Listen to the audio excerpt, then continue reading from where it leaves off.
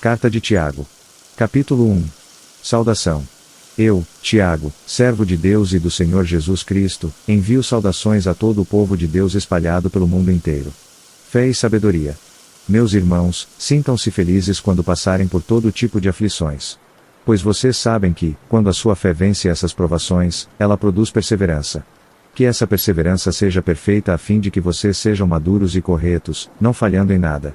Mas, se alguém tem falta de sabedoria, peça a Deus, e Ele a dará porque é generoso e dá com bondade a todos. Porém peçam com fé e não duvidem de modo nenhum, pois quem duvida é como as ondas do mar, que o vento leva de um lado para o outro.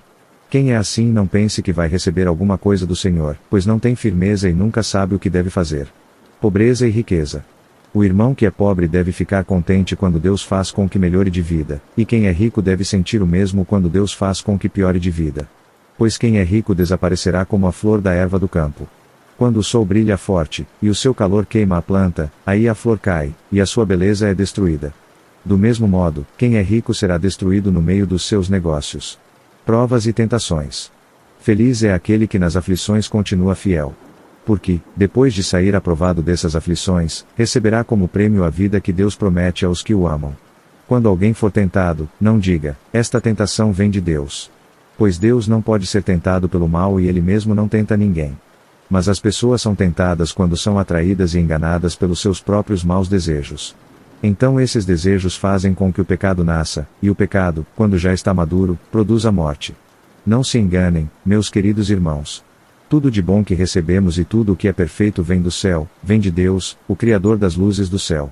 Ele não muda, nem varia de posição, o que causaria a escuridão. Pela sua própria vontade Ele fez com que nós nascêssemos, por meio da palavra da verdade, a fim de ocuparmos o primeiro lugar entre todas as suas criaturas. Ouvir e fazer. Lembrem disto, meus queridos irmãos, cada um esteja pronto para ouvir, mas demore para falar e ficar com raiva. Porque a raiva humana não produz o que Deus aprova. Portanto, deixem todo o costume imoral e toda má conduta. Aceitem com humildade a mensagem que Deus planta no coração de vocês, a qual pode salvá-los. Não se enganem, não sejam apenas ouvintes dessa mensagem, mas a ponham em prática. Porque aquele que ouve a mensagem e não a põe em prática é como uma pessoa que olha no espelho e vê como é. Dá uma boa olhada, depois vai embora e logo esquece a sua aparência. O Evangelho é a lei perfeita que dá liberdade às pessoas. Se alguém examina bem essa lei e não a esquece, mas a põe em prática, Deus vai abençoar tudo o que essa pessoa fizer. Alguém está pensando que é religioso? Se não souber controlar a língua, a sua religião não vale nada, e ele está enganando a si mesmo. Para Deus, o Pai, a religião pura e verdadeira é esta: ajudar os órfãos e as viúvas nas suas aflições e não se manchar com as coisas más deste mundo. Capítulo 2. Tratamento igual para todos. Meus irmãos, vocês que creem no nosso glorioso Senhor Jesus Cristo, nunca tratem as pessoas de modo diferente por causa da aparência delas.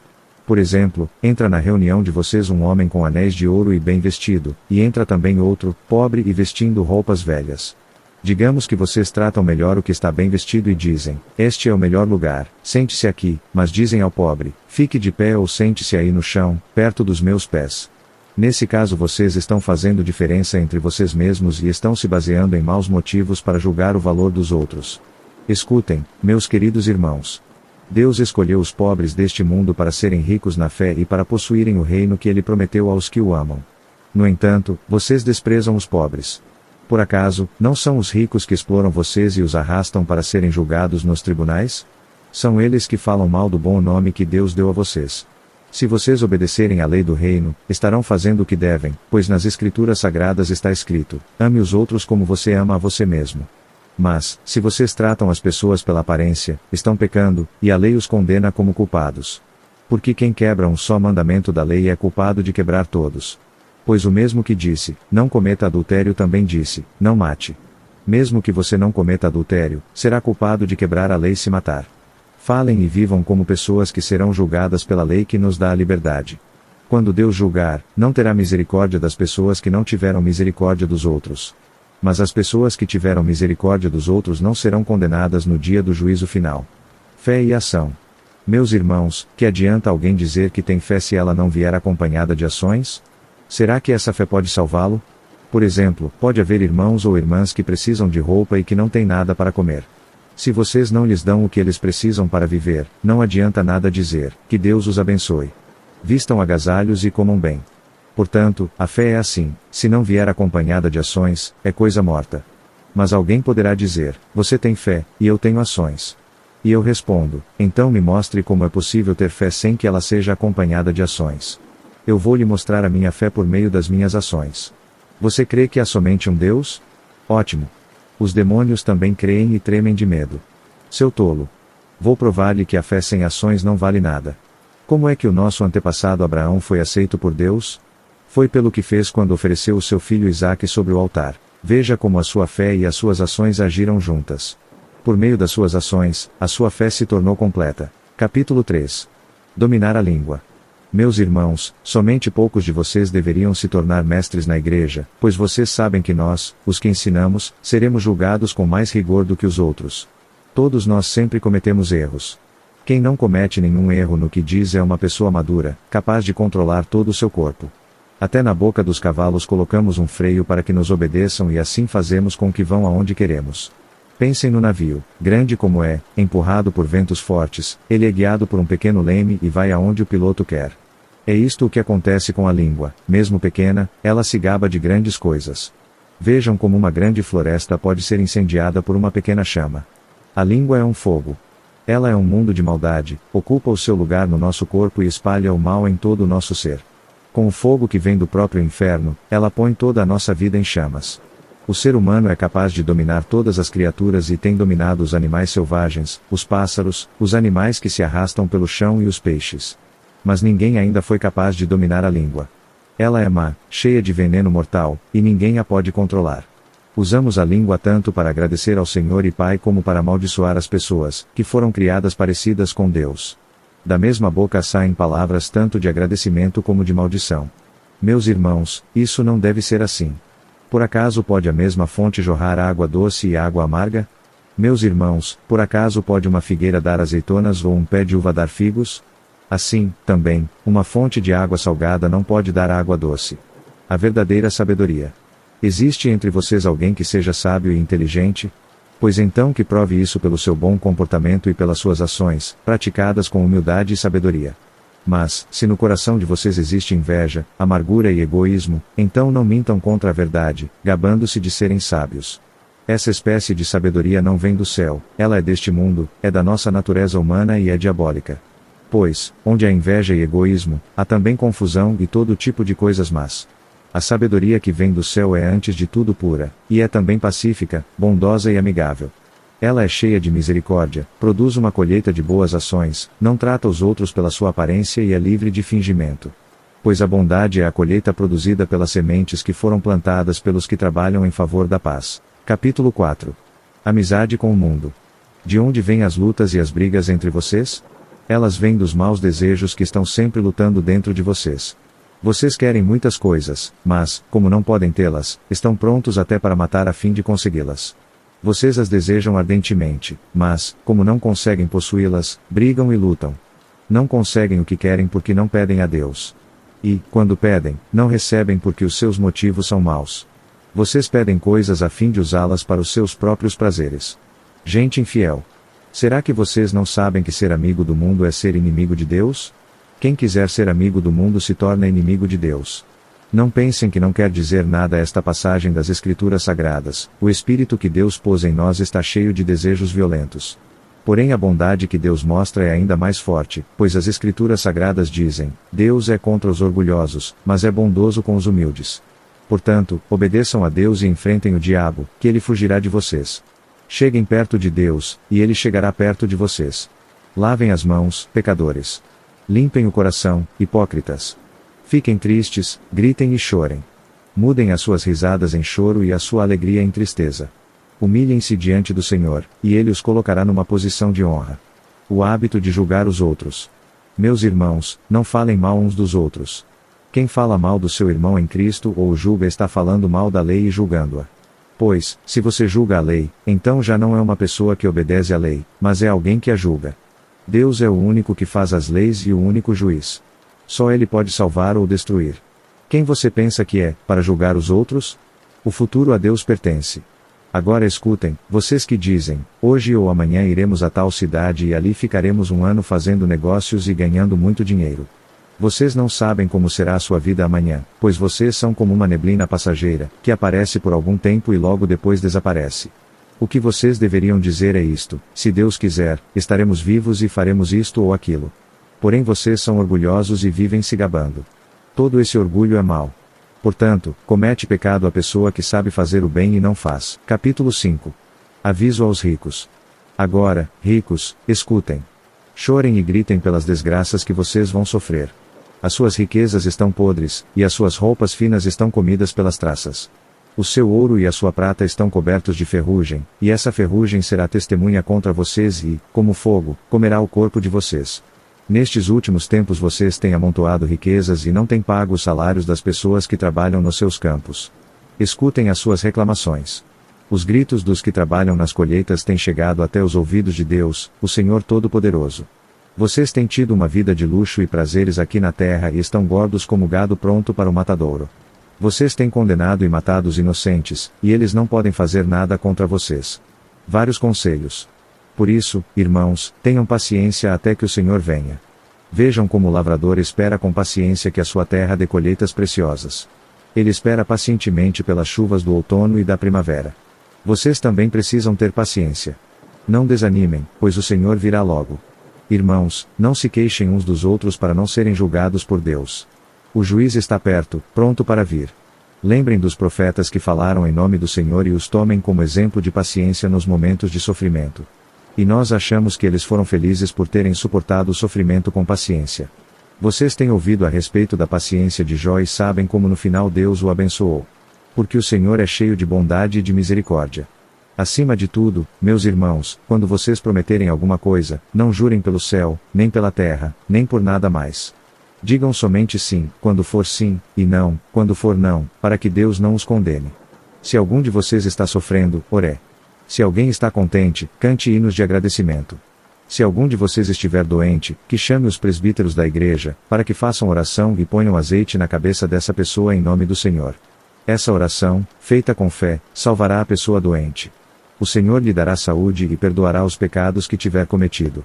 Portanto, confessem os seus pecados uns aos outros e façam oração uns pelos outros, para que vocês sejam curados. A oração de uma pessoa obediente a Deus tem muito poder.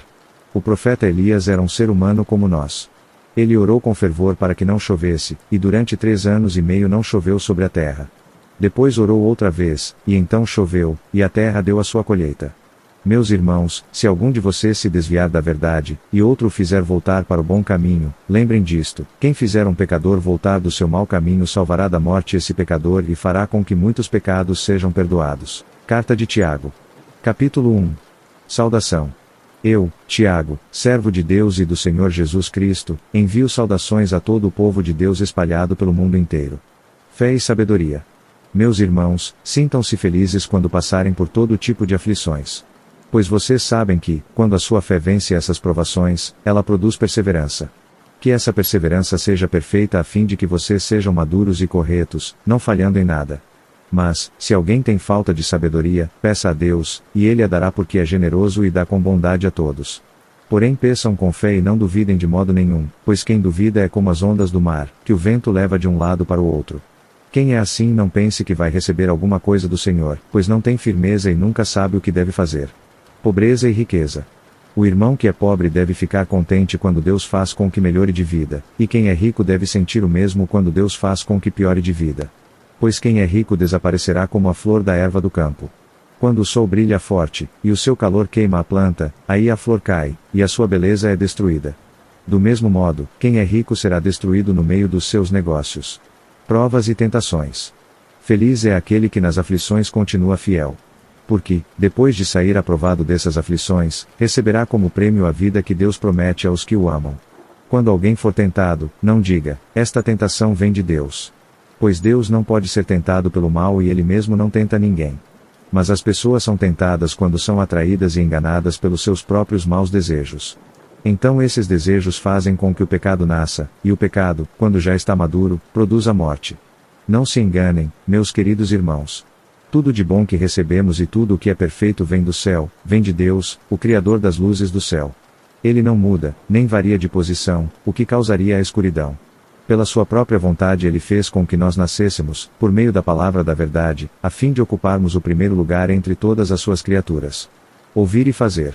Lembrem disto, meus queridos irmãos, cada um esteja pronto para ouvir, mas demore para falar e ficar com raiva. Porque a raiva humana não produz o que Deus aprova. Portanto, deixem todo costume imoral e toda má conduta. Aceitem com humildade a mensagem que Deus planta no coração de vocês, a qual pode salvá-los. Não se enganem, não sejam apenas ouvintes dessa mensagem, mas a ponham em prática. Porque aquele que ouve a mensagem e não a põe em prática é como uma pessoa que olha no espelho e vê como é. Dá uma boa olhada, depois vai embora e logo esquece a sua aparência. O Evangelho é a lei perfeita que dá liberdade às pessoas. Se alguém examina bem essa lei e não a esquece, mas a põe em prática, Deus vai abençoar tudo o que essa pessoa fizer. Alguém está pensando que é religioso? Se não souber controlar a língua, a sua religião não vale nada, e ele está enganando a si mesmo.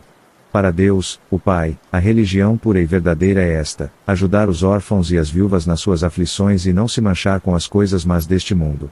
Capítulo 2. Tratamento igual para todos. Meus irmãos, vocês que creem no nosso glorioso Senhor Jesus Cristo, nunca tratem as pessoas de modo diferente por causa da aparência delas. Por exemplo, entra na reunião de vocês um homem com anéis de ouro e bem vestido, e entra também outro, pobre e vestindo roupas velhas. Digamos que vocês tratam melhor o que está bem vestido e dizem: este é o melhor lugar, sente-se aqui, mas dizem ao pobre: fique de pé ou sente-se aí no chão, perto dos meus pés. Nesse caso vocês estão fazendo diferença entre vocês mesmos e estão se baseando em maus motivos para julgar o valor dos outros. Escutem, meus queridos irmãos. Deus escolheu os pobres deste mundo para serem ricos na fé e para possuírem o reino que ele prometeu aos que o amam. No entanto, vocês desprezam os pobres. Por acaso, não são os ricos que exploram vocês e os arrastam para serem julgados nos tribunais? São eles que falam mal do bom nome que Deus deu a vocês. Se vocês obedecerem à lei do reino, estarão fazendo o que devem, pois nas Escrituras Sagradas está escrito: ame os outros como você ama a você mesmo. Mas, se vocês tratam as pessoas pela aparência, estão pecando, e a lei os condena como culpados. Porque quem quebra um só mandamento da lei é culpado de quebrar todos. Pois o mesmo que disse: não cometa adultério também disse: não mate. Mesmo que você não cometa adultério, será culpado de quebrar a lei se matar. Falem e vivam como pessoas que serão julgadas pela lei que nos dá a liberdade.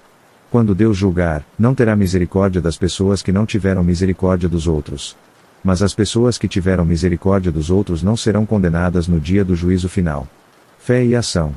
Meus irmãos, que adianta alguém dizer que tem fé se ela não vier acompanhada de ações? Será que essa fé pode salvá-lo? Por exemplo, pode haver irmãos ou irmãs que precisam de roupa e que não têm nada para comer. Se vocês não lhes dão o que eles precisam para viver, não adianta nada dizer: que Deus os abençoe. Vistam agasalhos e comam bem. Portanto, a fé é assim: se não vier acompanhada de ações, é coisa morta.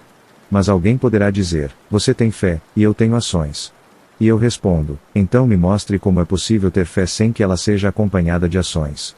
Eu vou lhe mostrar a minha fé por meio das minhas ações. Você crê que há somente um Deus? Ótimo. Os demônios também creem e tremem de medo. Seu tolo. Vou provar-lhe que a fé sem ações não vale nada.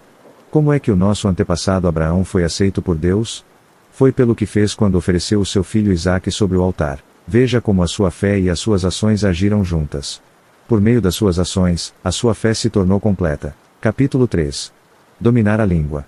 Meus irmãos, somente poucos de vocês deveriam se tornar mestres na igreja, pois vocês sabem que nós, os que ensinamos, seremos julgados com mais rigor do que os outros. Todos nós sempre cometemos erros. Quem não comete nenhum erro no que diz é uma pessoa madura, capaz de controlar todo o seu corpo. Até na boca dos cavalos colocamos um freio para que nos obedeçam e assim fazemos com que vão aonde queremos. Pensem no navio, grande como é, empurrado por ventos fortes, ele é guiado por um pequeno leme e vai aonde o piloto quer. É isto o que acontece com a língua: mesmo pequena, ela se gaba de grandes coisas. Vejam como uma grande floresta pode ser incendiada por uma pequena chama. A língua é um fogo. Ela é um mundo de maldade, ocupa o seu lugar no nosso corpo e espalha o mal em todo o nosso ser. Com o fogo que vem do próprio inferno, ela põe toda a nossa vida em chamas.